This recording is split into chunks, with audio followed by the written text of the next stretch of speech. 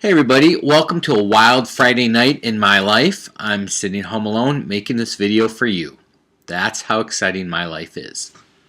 I wanted to start off this philosophy part of the course by explaining why you're studying philosophy. Chapter 8 in your book, Issues and Alternatives in Educational Philosophy, does a pretty good job. Philosophy, for my money, is the most important part of this course. What it does for you is it allows you to have a direction. If you can start thinking now about why you're, about why you're studying to be a teacher, why you want to go into the classroom and what you're going to do for your students, that will help you tremendously. Typically when I teach this class in a face-to-face venue, I ask the students, so what am I doing right now? And usually they say, you're talking, you're wasting our time, something like that. But really, what a teacher's doing while he or she is teaching is they're making like a million decisions a second. Okay? Those decisions can go a multitude of ways. Your philosophy, a well-considered philosophy, will help narrow the range of those decisions and get them to be mutually supportive, going in a similar direction. Okay? That's why philosophy is important. Let's say you're teaching, I don't know, 3rd grade, and you give a bad mark to little Johnny's project, and his parents come in and say, what the heck are you doing? You don't know what you're doing. You're a terrible teacher. In that moment, okay, when someone confronts you as a teacher, you can't react to them. You have to instantly, and this is going to go really fast in your head, you're going to have to think, what is this an issue of, and what am I trying to achieve here? If you just react to their anger, you'll be angry and you'll lose your professionalism and you'll make a bad decision. So studying philosophy and taking this seriously will pay tremendous benefits for you. I'm actually serious about this. I really want you to be thinking about this part of the course when you're walking your dog or maybe taking a long shower, or you're just quiet somewhere. So that's what we're in this for. Okay? Before we get into the formal philosophies, you need to be knowledgeable about 3 basic philosophical terms or tools. Okay? The first is metaphysics. And each of these terms answers a question. Metaphysics answers a question, what is real? What is the nature of reality? Is reality something external to us that whether we're here or not is going to go on without us? Or is reality shaped by us being here? Is reality maybe beyond our experience? Is reality God? Those are all different and valid ways to approach what is the real nature of the universe. Okay? And I want you to think about that. How do you think about the universe and what is the nature of reality? Okay? Is it possible for your reality and my reality to be different? I don't know where you're watching this, but let's say there's you and someone next to you or in the room with you. Can you be sharing 2 different realities in the same room?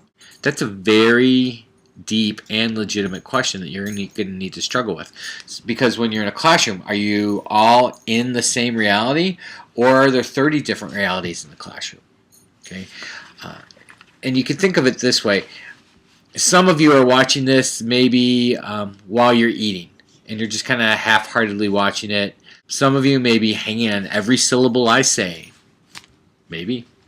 Some of you may be, getting ready to go to bed, and you're watching this as the last thing you do before you go to sleep, or maybe hoping I put you to sleep. Some of you might be starving, and you're just thinking, God, let's get this video over because I have to go eat. Those are all different situations, but are they different realities? Okay, you need to think about that.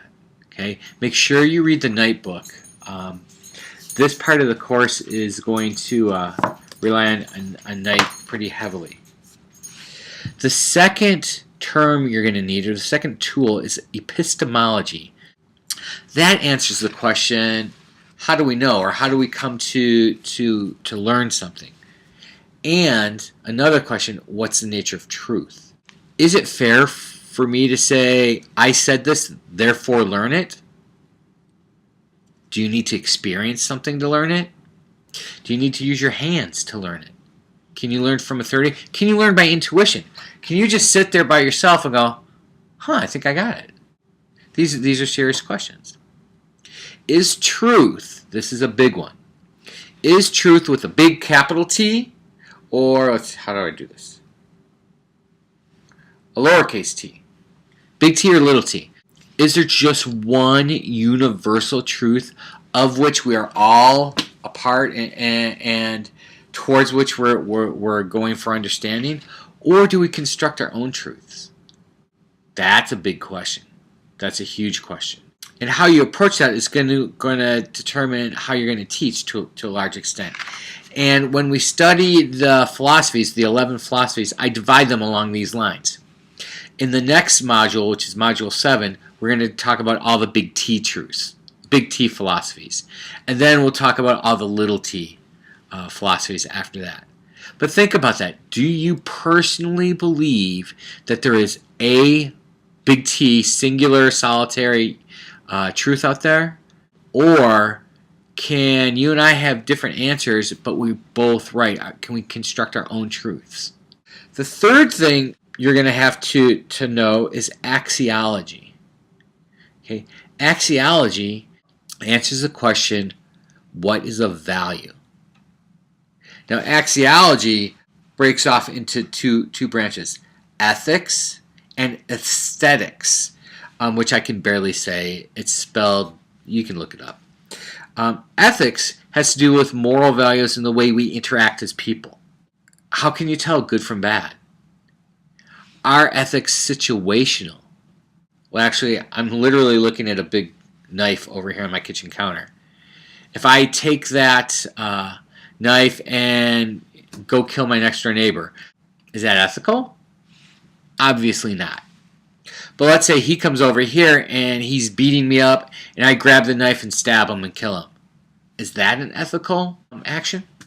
Can I look you in the eye and say, look, I'm sorry, Joe, you're not going to be a teacher? I can do that either ethically or unethically.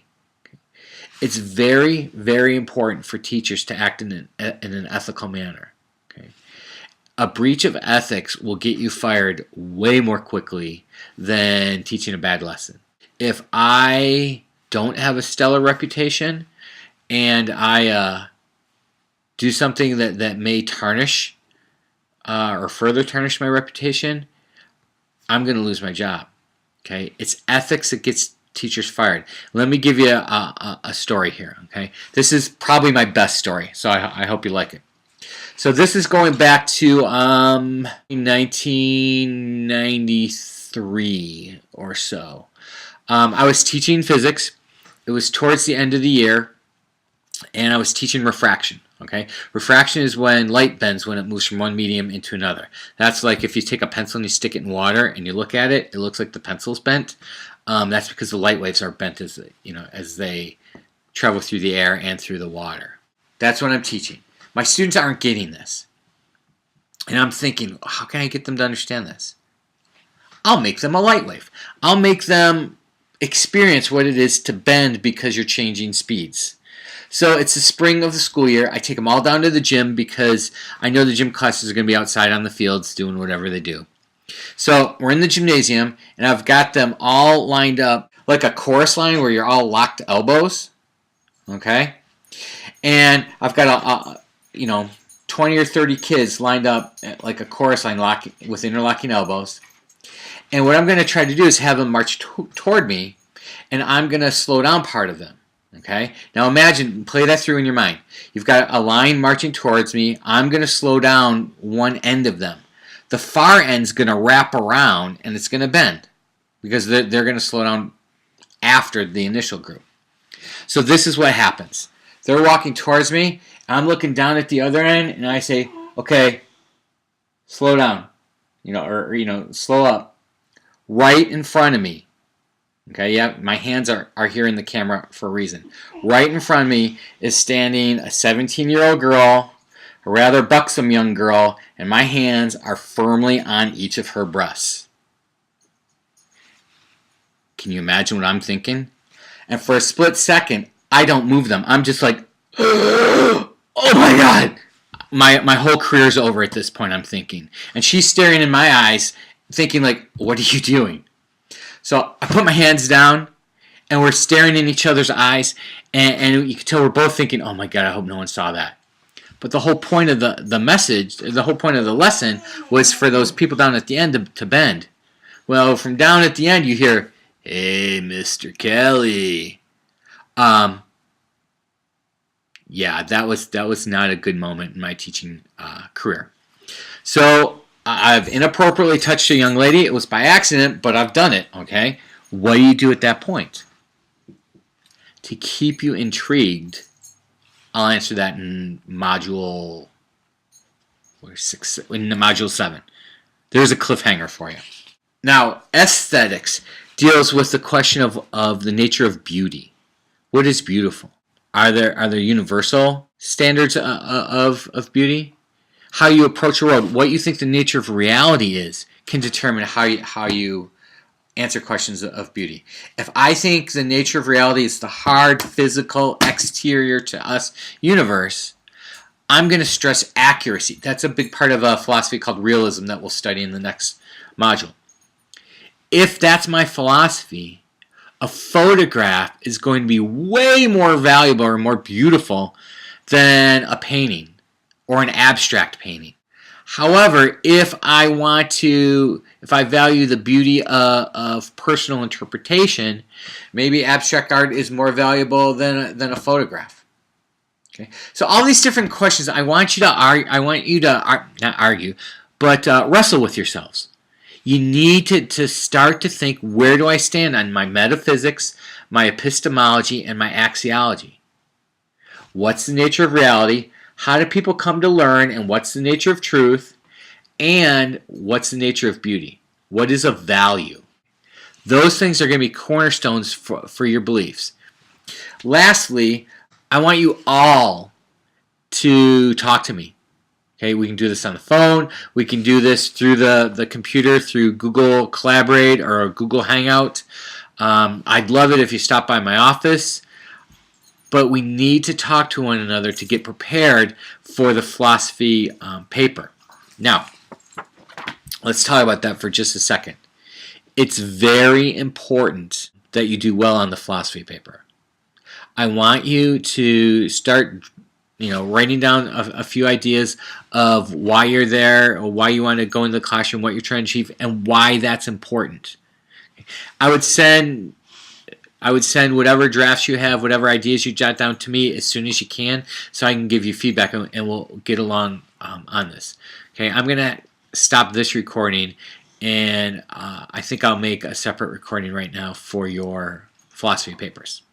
Have a good day. Bye.